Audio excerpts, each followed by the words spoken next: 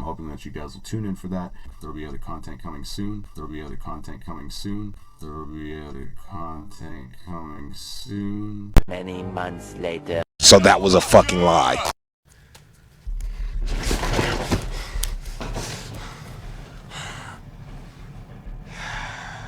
Hi. Hey, what's up there, guys, gals, ghouls, and fools? Dallas with that ass series here. I hope you've been doing well, except for you. I hope you're doing great. I try and save the ghosting for real life, but shit's been crazy for all of us lately, so I hope you understand and did some self-care in the interim that I wasn't making videos. Now that I'm mildly refreshed, relatively sane, and completely undead inside, I'm here to bring you a new horror series called Killer Collection. We all know there's a shit ton of horror movies out there, and that each killer's unique, with their own set of stats and personal connections to our lives. So we're going to be going over body counts, most unique kills, and fun facts, while also speculating if each entry improved on the formula, which kill we would change, and how profitable it is as a series, so that we can know if we'll see more of it in the future or not. To kick it off, I'm going to be talking your ear off about my personal favorite series, whose killer is the ghost with the most. Kills, that is. They're so good at their job, they transcend movies and come after the audience who pays to see them do their thing on the big screen. I'm talking, of course, about Death from the Final Destination series. This wind-waking, water-bending Rube Goldberg fanatic has built up quite the body count, and today we're going to sift through the remains to see what makes them so damn good at their job and if they're possibly going to be stalking new victims anytime soon. So without further ado, Death, I choose you! What's that thing? A dark ball. What's it do? Allow me to demonstrate.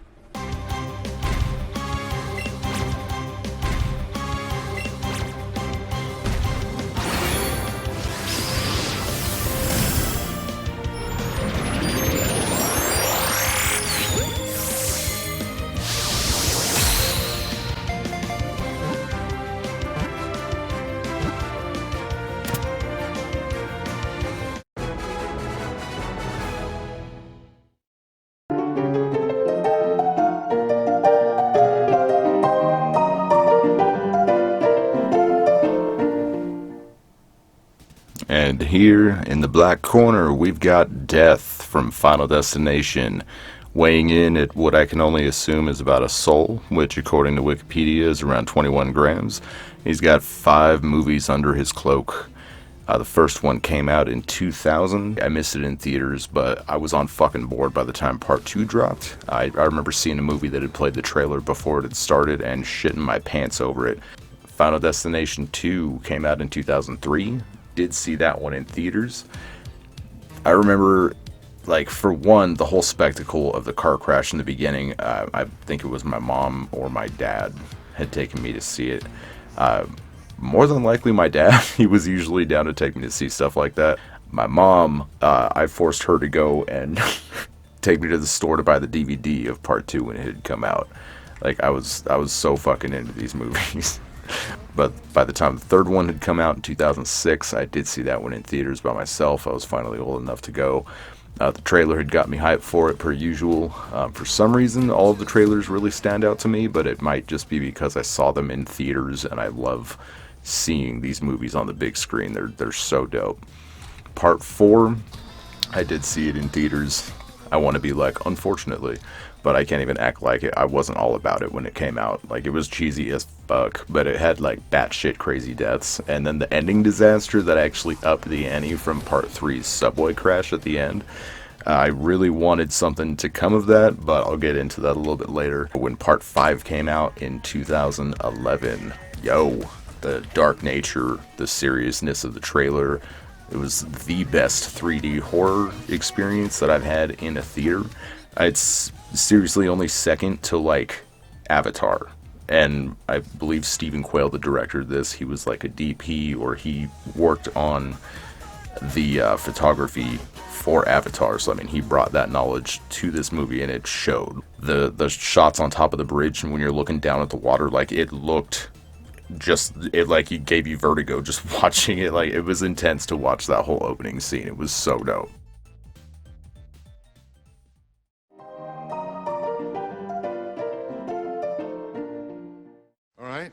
show me how this happened?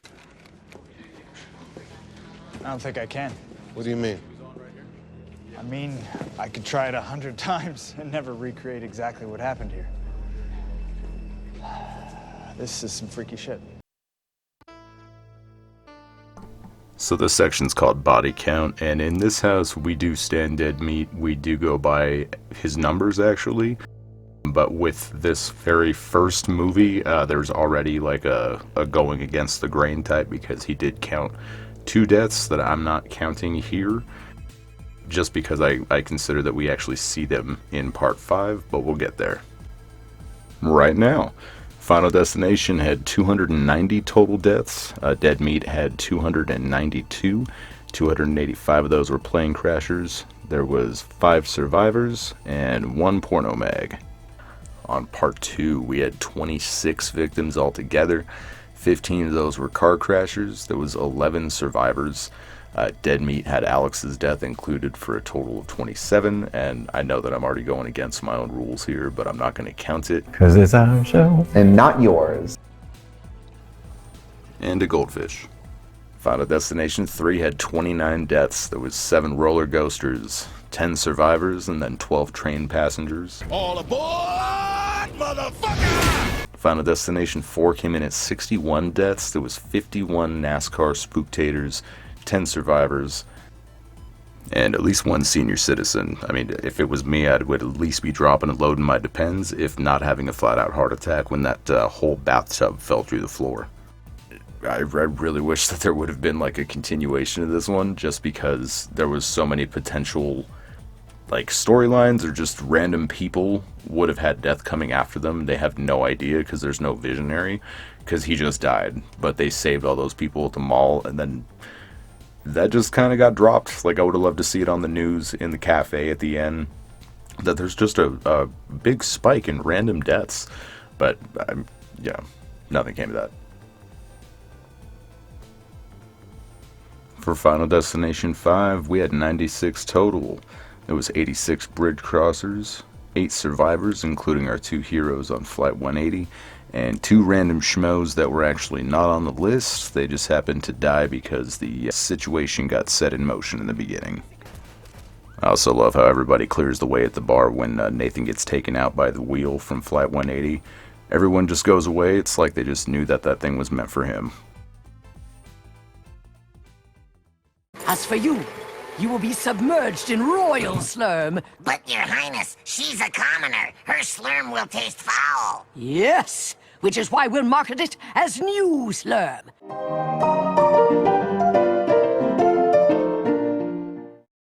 As far as for each movie, did the formula improve? For the first one, I said that, you know, it established it rather than improved on it. I did try to use the twist of the second movie in this one's alternate ending, but it did get cut when it didn't test well with test audiences. For part 2, I would say that the formula improved. Death not only worked backwards, but a major plotline dealt with using new life to defeat death. Even if nothing came of that, it was still an interesting route to take. You do see at the end of part 2 that, you know, death is obviously still after people. And with these movies, you gotta wonder how much more life that they would accept. That it's all like, okay, you know, we're all gonna die someday anyway, so I'm kind of done fighting, or, you know, I'm tired, you guys.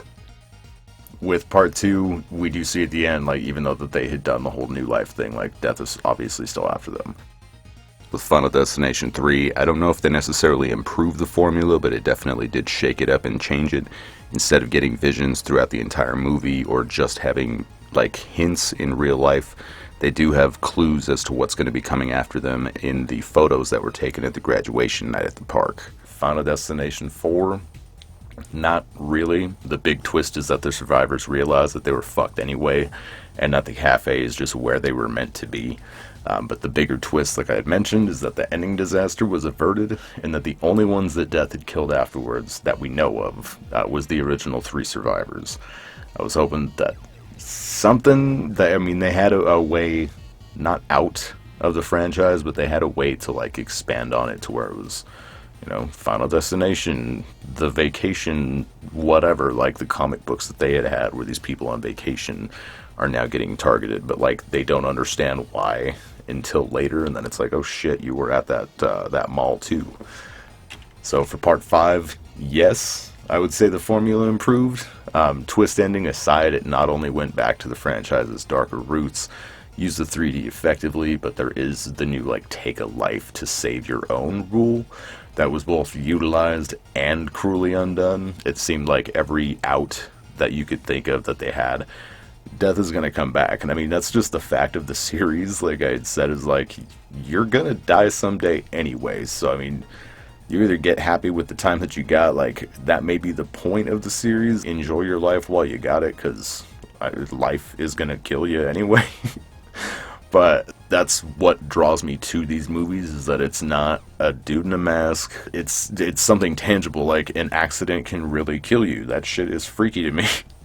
It's scarier than Jason or, you know, Freddy with the knife glove. You know, there might be some crazy asshole who would do that in real life, but I mean, accidents happen every day regardless.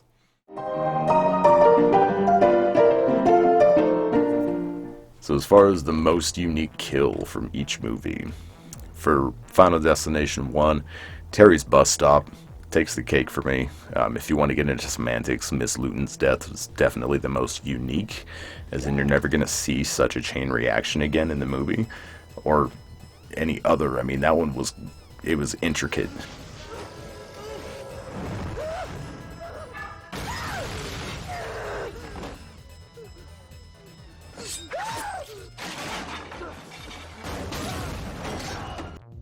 But Terry's death was the one everyone talks about to this day when this movie comes up. I'm moving on, Carter. And then you can just drop fucking dead. For Final Destination 2, Tim's window pane. Y'all, never mind that Iceman's snitch of a brother gets absolutely fucking wrecked. But this one was a marvel to watch on frame by frame, if only to get a look at fake Tim's weirdly long arms and his weird positioned hands. Like, that one was intense from start to finish. I still get goosebumps when I think of that.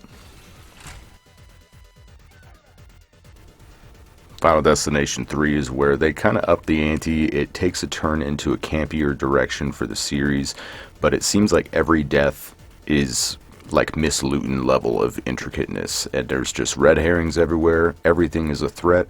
But when it comes to Aaron's death, this is the one that I walked out of the theater remembering, that I still think of when I think of this movie.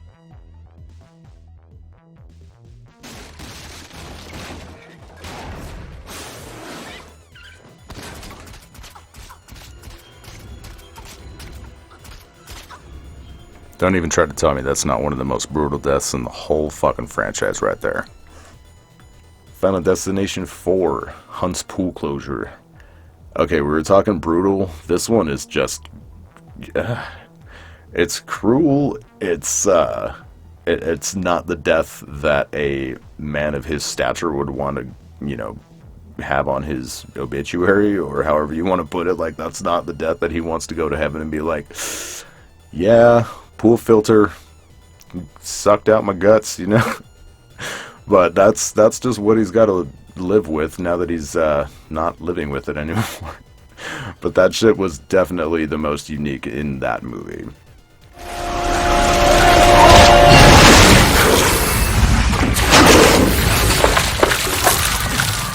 For Final Destination 5, we've got Candace's Jim Nasty. And if y'all want to talk about a return to form, you want red herrings? We got them. You want every single thing in the room is a fucking threat, and this isn't even a red herring. You got them. You're watching everything that's going on with every single person, because there's so many moving parts in this death that are involved. Though I love that when forensics comes in later, they're like, we have no fucking idea how this happened. I always felt bad for Candace too, because it seems like when she goes to let go of the bar and dismount, like, she still tries to land the whole thing that she was going for. I'm not a gymnast, I don't know what it's called, but she tries and goes for it, and it's still just like talcum powder to your face, pocket sand. I'm also wondering what this entire gymnastics team did to piss off Death, because he goes after this girl first, decides to demolish Candace, and then gives all these girls here PTSD. You know they're not going to the championships after that shit. Folks, it looks like she's going to try the Talcum Blind dismount. It's a bold strategy, Cotton. Let's see if it works out for her. Lord of my damn, this is some scary shit. Oh, I am scared. Don't touch her. Yeah, you might kill her more. Whatever shall we do with him? Let's see, amnesia, bunions, children's cholera. We can do better than that, I think. Hang him on a hook and let me play with him. No. Let's see what we have. Oh. Perfect.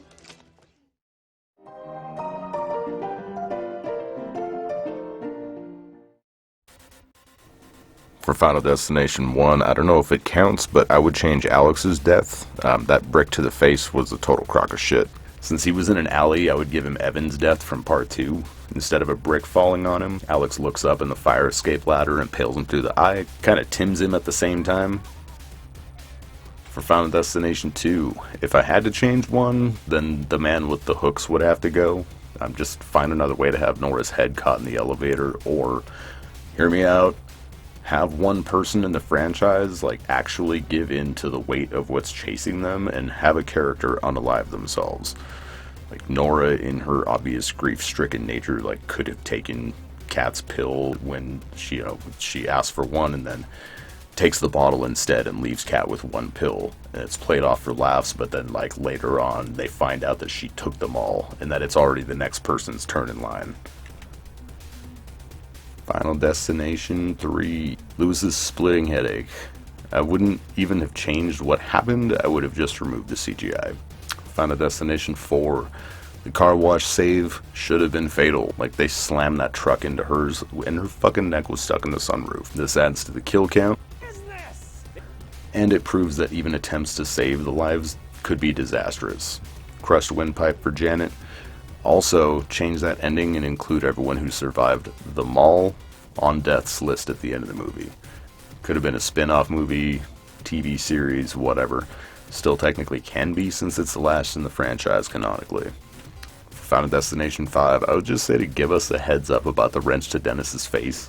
It's one of the few deaths that are in the franchise without an actual proper setup or hint.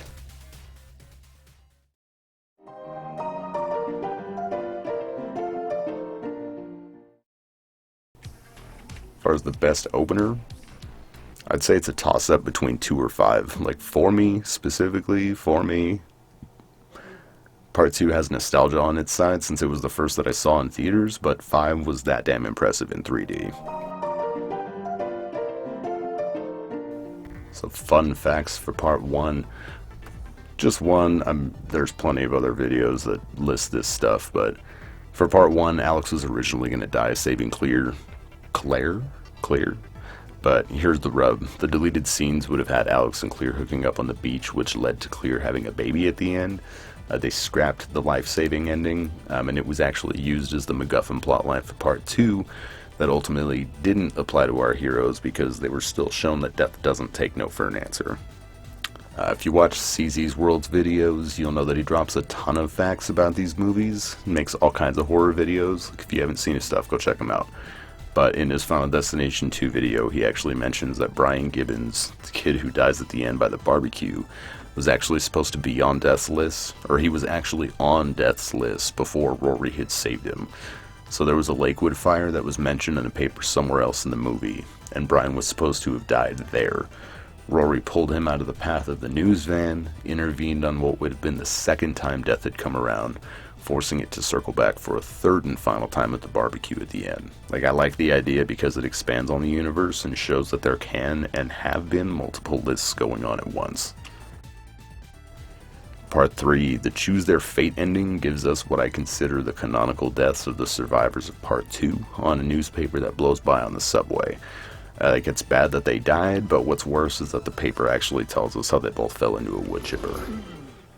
Can I get some Skittles, some dips, Reese's Pieces, pretzels, and a large popcorn?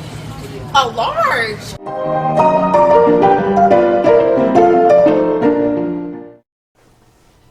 So budget versus box office. For the first movie, it was made for $23 million. It made $112.9. Turned a profit, so they churned out the second one for $26 million, and it returned $90.4 million. Even though it was a drop, they still considered it a gain, or they considered it a win. They still made their money back. So a third one came out. It was made for $25 million, made $118.9. That was the most up until that point. When the fourth one was released, it was made for $40 million. It turned in $186.2 million at the box office. So they made a fifth one a few years later, made for $40 million again. It returned $157.9 for a total box office gross of $666.3 million versus $154 million budget. So we can see that it's Marvel, it is not, but the franchise is a moneymaker. They see like peaks and valleys in their returns, but I feel like they would be dumb to just leave this franchise just sitting where it's at. And if there are going to be more, word on the street is that there's going to be a sixth movie. There's rumors that it's going to be on HBO Max, that it's going to be out later this year, 2022, yada yada. But I'm kind of waiting on info from the studio before I get too excited. If it does happen, it's going to supposedly involve first responders. It's going to be like that show 911, but with a lot more Rube Goldberg action. I hope you guys had fun reminiscing on one of my favorite horror series that's out there. This is actually what got me started in editing video to begin with. I was making music videos out of Final Destination back in like 2009. Now I was making them out of Saw, Final Destination. I have one to Pee-wee's Big Adventure. Just I couldn't put any of them on YouTube because of copyright. And I was hoping to make it a portfolio and make a job out of it, but I eventually just got to working in 9 to 5 like normal. Please like, share, and subscribe. Comment below. Let me know what your favorite movie was. What was your favorite opener? Do you think that the movies got better as they went along? Did they improve? What death would you do better? Do you think they're going to be more? And what do you think it's going to be about? What was your favorite kill from each? If you have any fun facts, throw them below. So one more fun fact for you. I am going to be trying to knock out one of these videos a month. You guys may get more within the month time frame if I can figure out how to do this quicker as I watch more movies, see more series with other killers.